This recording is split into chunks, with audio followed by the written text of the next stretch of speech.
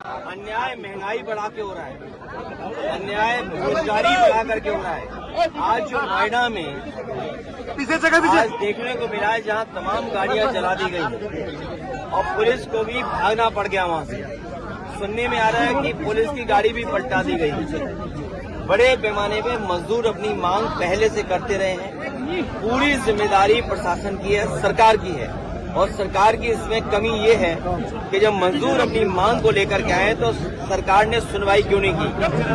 Court से लेकर के या अन्य प्रदेशों में भी मजदूरों का जब वेतन बढ़ गया, मजदूरों को राहत दी इस महंगाई में, तो उत्तर प्रदेश की सरकार पीछे क्यों?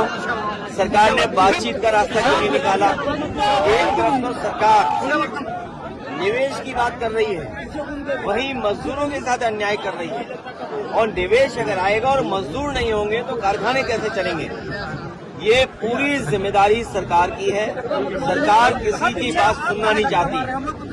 सरकार लोकतांत्रिक सरकार नहीं है, लोकतंत्र में विश्वास नहीं करती है, एक तंत्र पे विश्वास करती है। संविधान सरकार की नियत नहीं है आरक्षण देना, और सेंसस, डिलिमिटेशन और आरक्षण। उन्हें ये बताओ क्षेत्र कौन सा होगा महिलाओं का जो चुनाव लड़ेंगी? क्षेत्र बनाया नहीं, आरक्षण की तैयारी कर रहे हैं, गिनी है नहीं। आप कह रहे हैं एक तिहाई का मतलब हुआ कि आप गिनोगे। अब आबादी बढ़ गई, आबादी कितनी है उसकी गिनती की नहीं। तो जब गिनती आपने नहीं की तो इसका मतलब आरक्षण आपकी नियत में नहीं है।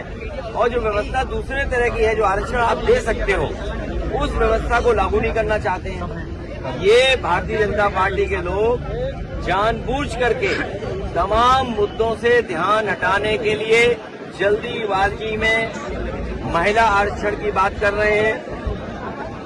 जब सशक्तिकरण नहीं किया इन्होंने, महिलाओं के एम्पावरमेंट के लिए क्या किया इन्होंने? बताओ, ड्रोन दीदी कितनी बना दी इन्होंने, लखपति दीदी कितनी बना दी, बहुत भैया करोड़पति दीदी कितनी बना दी। हमारी बेटियों की पढ़ाई छूट रही है, महिलाओं को सुरक्षा नहीं मिल रही। और उसके बाद आप बिना क्षेत्र का तय किए आप बताओ अमेठी बनाओगे क्या महिला सीट हो जाएगी?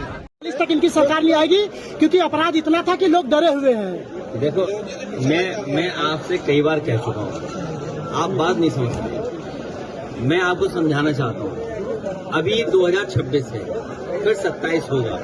वो अपने कुर्ते का साइज बताते हैं कि 47 में कुर्ते का साइज क्या होगा, क्योंकि इससे पहले कुर्ते का साइज कम था, लेकिन भ्रष्टाचार कर करके उनके कुर्ते का साइज बढ़ गया है।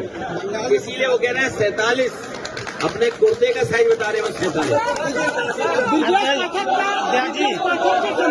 अध्यक्ष जी, पंचायत चुनाव पर क्या बोलेंगे? पंचायत चुनाव हमारे गरीबों को सरकार फेस नहीं कर पा रही है।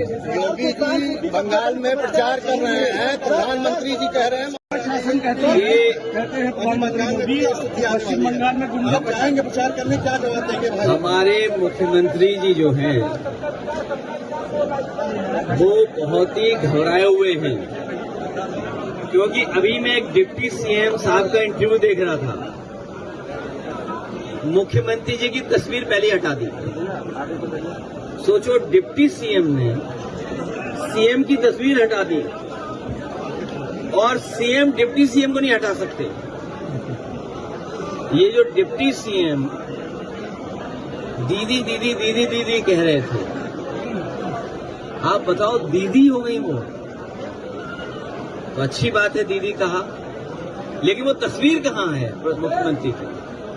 नेताजी भी आपने कहा पंचायत चुनाव तैयारी नहीं विधायक पे संग करिए, क्या कहेंगे? मैंने कहा अपने किसान भाइयों से, नौजवानों से और गांव में रहने वाले जो तैयारी कर रहे थे प्रधानी की, तैयारी भूल जाइए, सरकार हटाइए, फिर तैयारी करिए। ओम प्रकाश